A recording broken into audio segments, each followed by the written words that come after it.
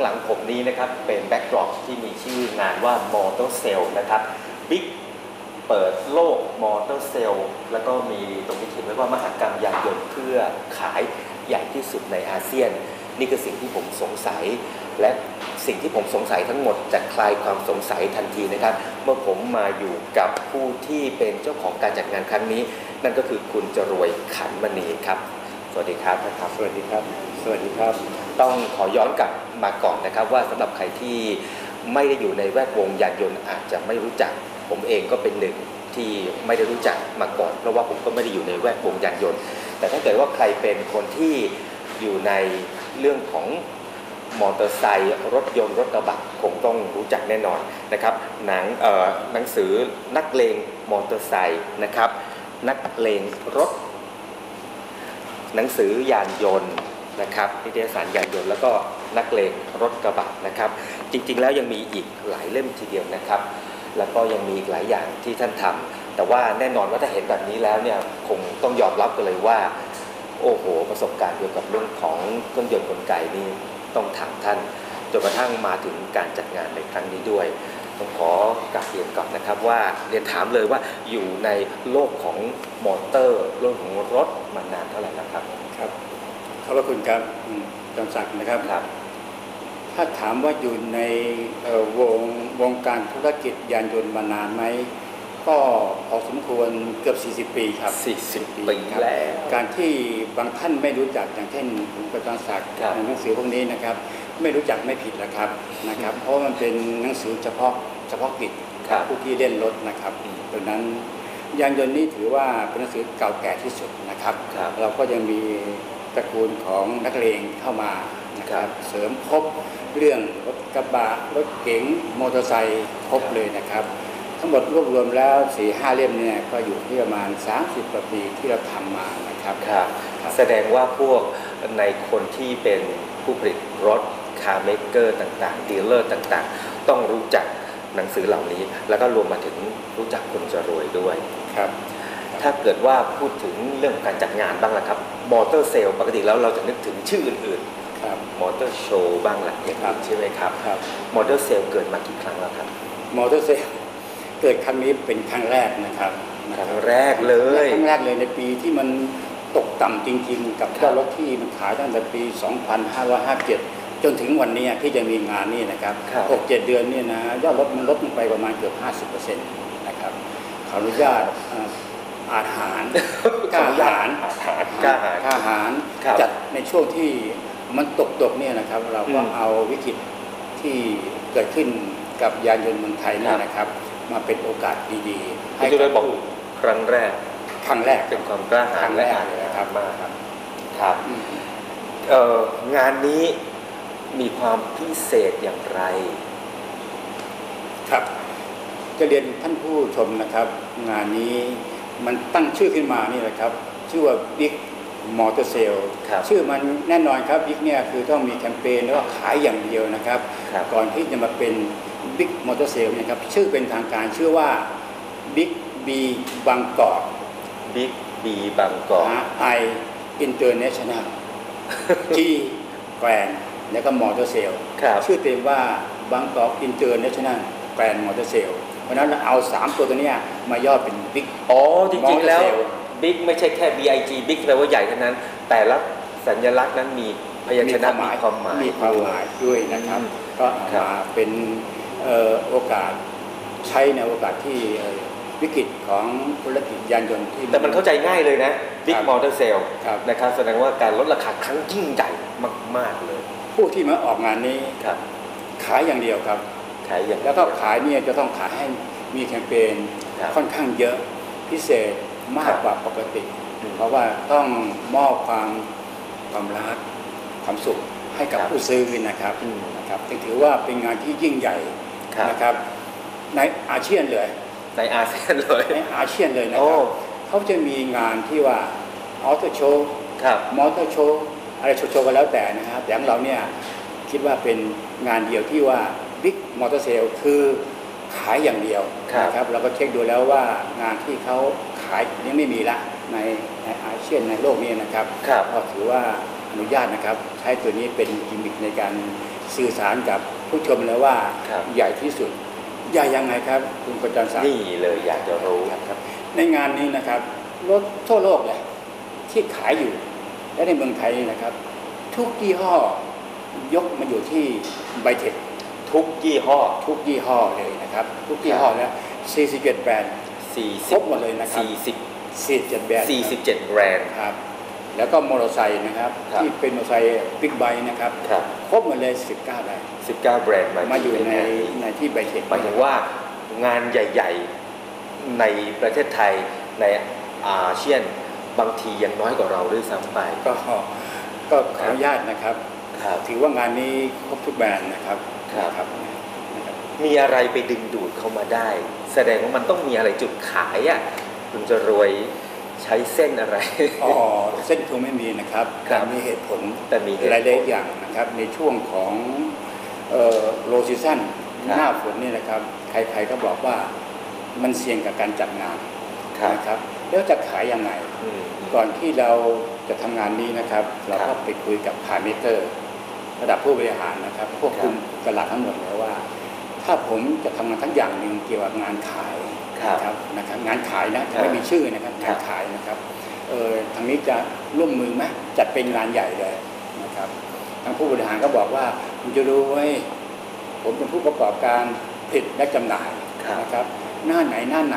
อืม ผมก็ต้องขาย ครับ ไม่ใช่ผมขายเลยหน้าปลายปีต้นปีนะครับกลางปีผมก็ต้องขาย ผมต้องขายทุกเดือนนะครับ ครับ นะครับจะเจอผมจะไปร่วมงานด้วย อืม แต่มีข้อแม้ ครับ อย่าขายพื้นที่แพงเกินไป อ๋อ เป็นโจทย์กลับมาให้ผมอีกนะครับ ครับ ว่า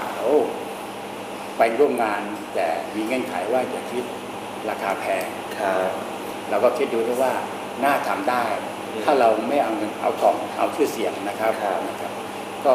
เริ่มคิดทันทีแล้วว่าค่าใช้จ่ายค่าพัฒนาค่าเช่าพื้นที่ค่าที่พักเป็นเปลี่ยนได้นะมันเท่าไหร่นะครับ ออกมาประมาณ130 กว่าล้าน ครับ เราก็มาคูณพื้นที่ที่ทั้งหมดที่ไบเทคนะครับถ้าขายขนาดนี้ลดขนาดนี้ตัดปัญหาตัดเสี่ยงแล้วแต่เนี่ยโอ้โหมันเสี่ยงนะมันเสี่ยงนะครับไหนๆมันก็เดินมาแล้วนะครับ ถ้าไม่เสี่ยงเราก็ไม่รู้ ครับ นะครับก็ตกลงเราเริ่มทำคุยกับผู้ทำงานนะครับ ครับ เราเลยกำหนดอัตราค่าพื้นที่ อืม ขึ้นมานะครับ ครับ เป็นราคาที่ค่อนข้างสวยมากเลย ครับ นะครับ เราขายพื้นที่ในห้องโถงแอร์นะครับ ครับ 1 น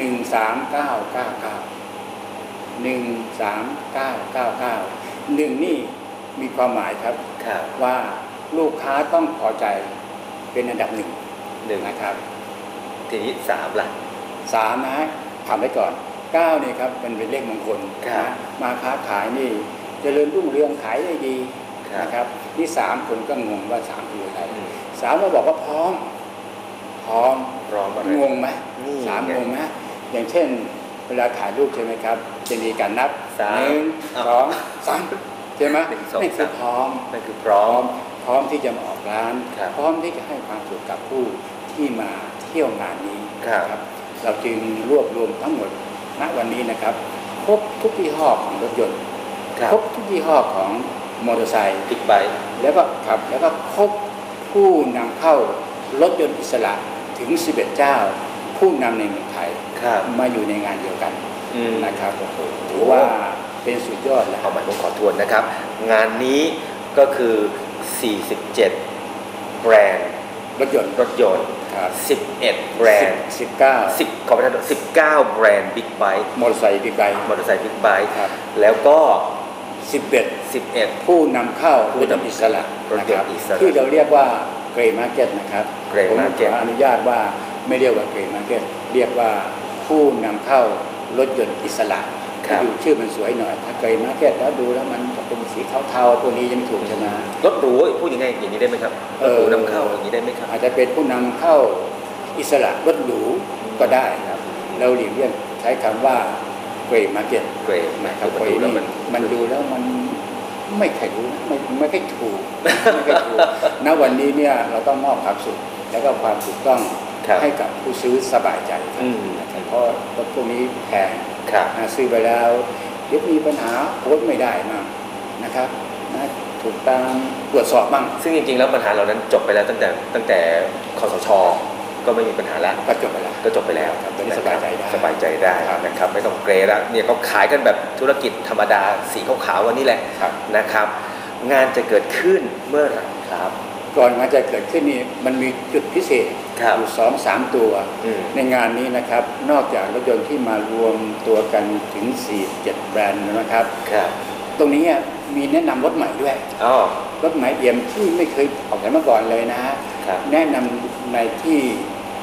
งาน Big Motor Sale นี่แหละครับ ครับ พอแถลงข่าว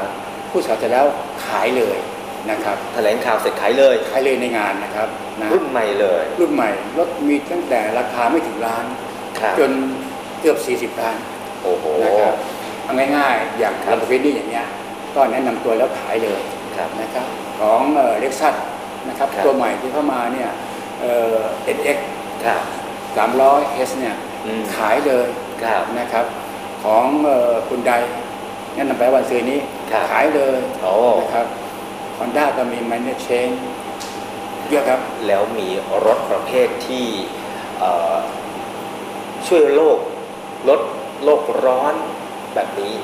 ก็มีด้วย มีครับตอนนี้ ต้องไป มี คอยดูกัน ณวันนี้เนี่ยรถส่วนมากเนี่ยช่วยได้เยอะ เพราะว่ามันเป็นพวกไฮบริด ไฮบริด นะครับ นะครับ ทั้งประหยัดแล้วก็ช่วยให้ ผสมด้วยไฟฟ้า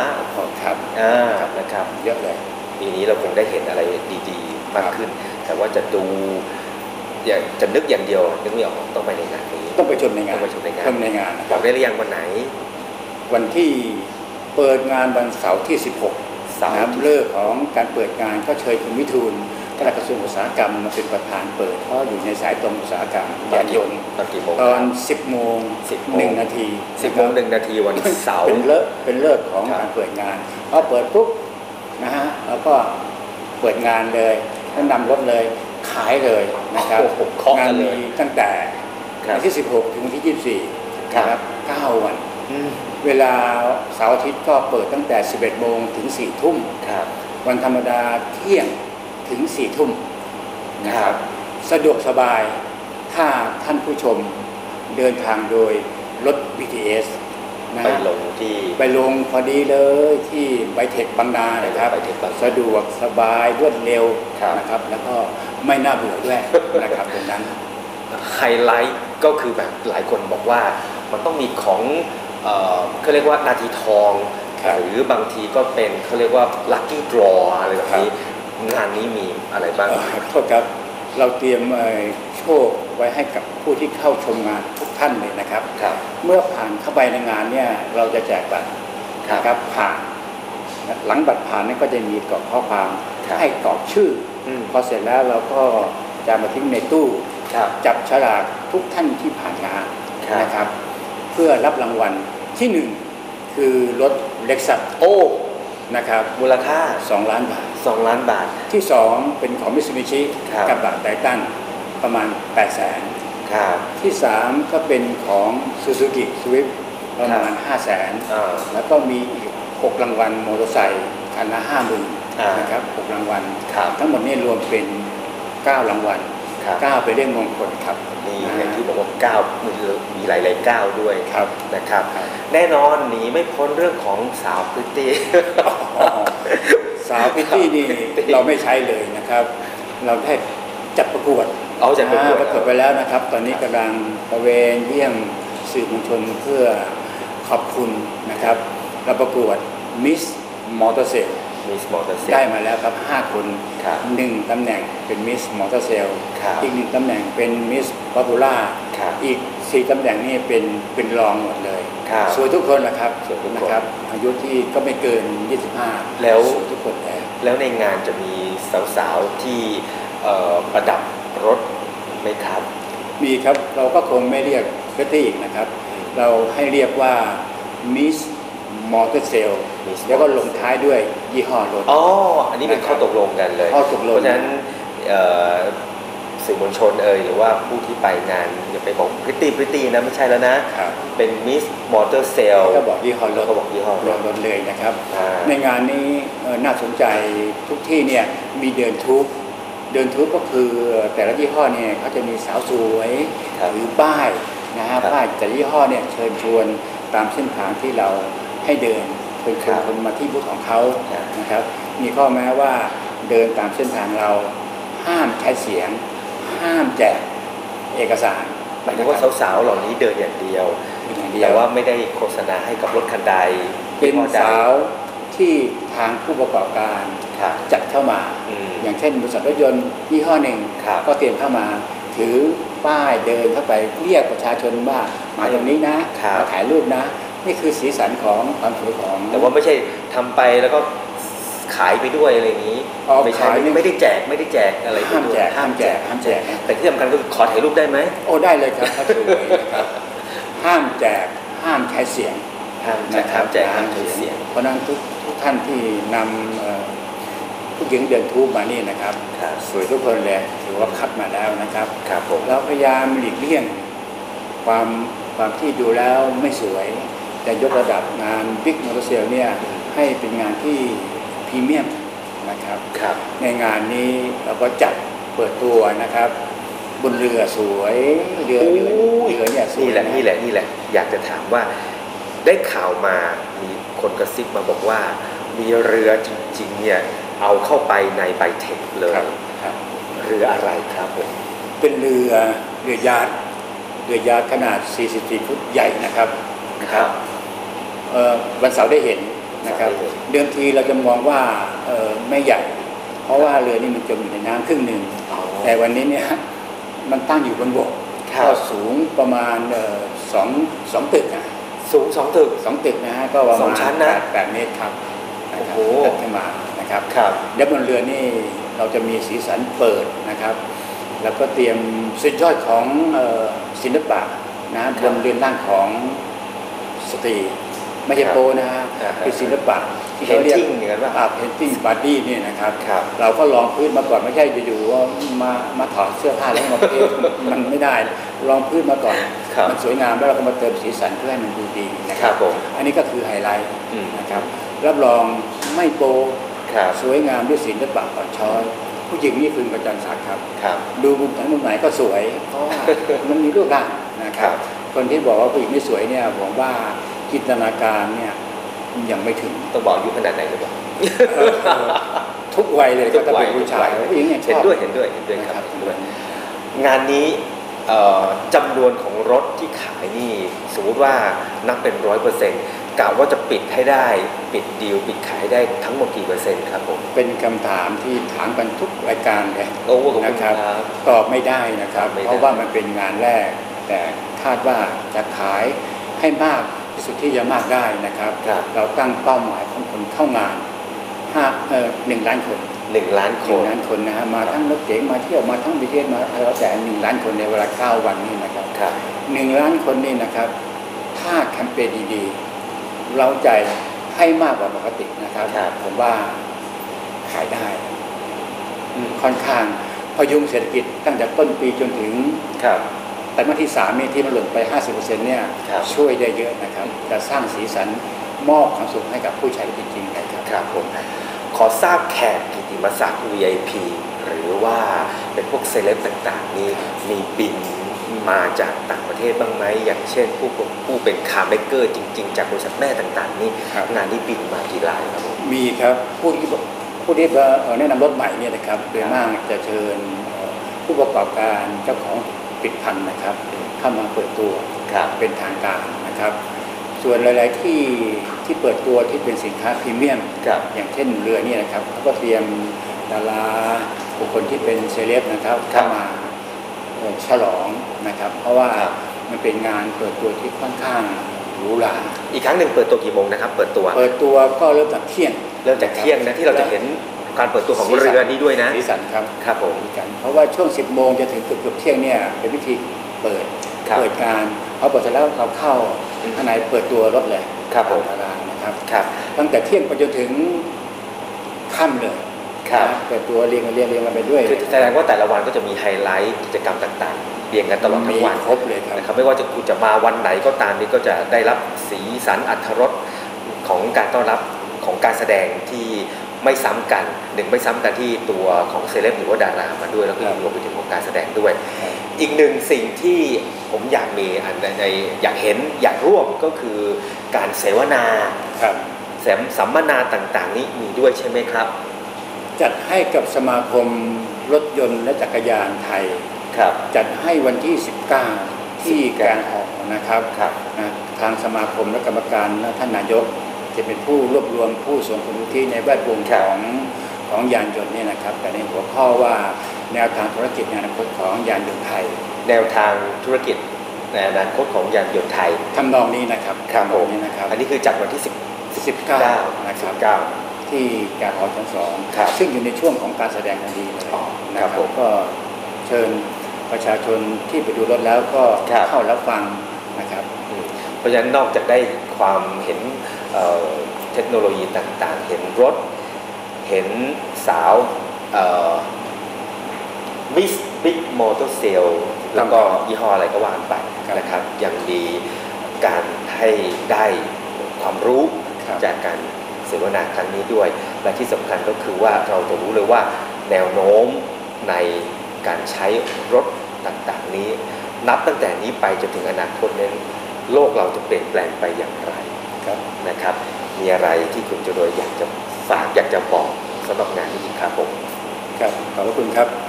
งานนี้ถือว่าเป็นงานที่ยิ่งใหญ่สำหรับผมนะครับตั้งใจจัดอย่างเต็มที่เลยนะครับ